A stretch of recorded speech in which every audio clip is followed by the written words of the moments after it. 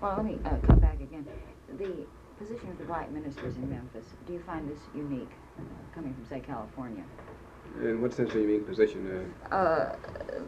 Well, they seem to exert more power over people here. I came down here from Chicago. Oh, I I can't think imagine a coalition of black ministers being able to use as much power as they can here with their people. I think that's somewhat unique to the South in general. I think as I look at religion, it's got maybe a little bit more stronger base It sure has. in the South than it has in, for instance, California, New York, or some of the other bigger cities where. It's the only place where they can come together. Right. And I know you noticed, at least I noticed, a substantial difference in the types of churches you have here as opposed to what you would find in Detroit or some of the bigger cities where you've got awful lot of storefront churches. Here you don't have an awful lot of storefront churches. You've got rather permanent. It's not only a religious experience, it's a social experience. The women come and spend all Sunday just sitting in church. Yeah, well, you know, this is... and it was unable to be transported to the north, evidently. Yeah. Well, I think maybe the guideline may be that in the South, as far as the status of the minister and the institution that the church represents, it represents an area of freedom to speak, you know, and one's individual views, because I think, and it's been said many times, and I think it's true, that in contrast to the white clergy, who is, you know, scared to death of the congregation, the black minister, because he serves the congregation, you know, he can say exactly what the feelings of the people are and not have a fear of getting attacked for his position on this issue or the other issue. And I think it's a unbelievable situation where, for instance, in the case of Rabbi Wax, when ultimately he came to the conclusion of what course of action he should take, that he had to literally fight for his life within his own church. And some of the other white ministers who participated in that march, some lost. Well, this is rather unbelievable, that the congregation can support 100% when you're saying deny someone, you know, some basic rights, but will attack you when you say that it's justified that they have these rights. That's kind of strange, and I can't help but wonder about the so-called Bible Belt, and particularly the white so-called religious individual who can relate so strongly to religion, yet be so blind as to... That's known as the American dilemma.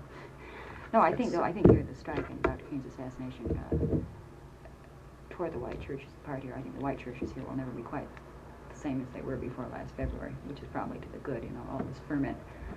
Well, did we get any relation to the coming of Dr. King and this whole aspect of bringing him? Had you met Dr. King anyplace else? Had you worked with him ever?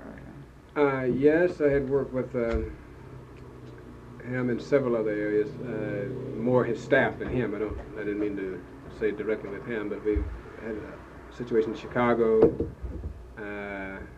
and, you know, all over the country where they've had programs we've attempted to relate to, and even prior to becoming, you know, a staff functionary here, we had worked with them in California on some of the projects that they had going there.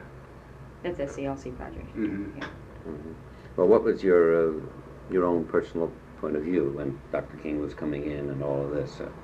Well, we felt it to be more a morale booster for the membership involved and the people in the community, because we knew that he was quite busy in his tour to get the Poor People's Campaign off the ground.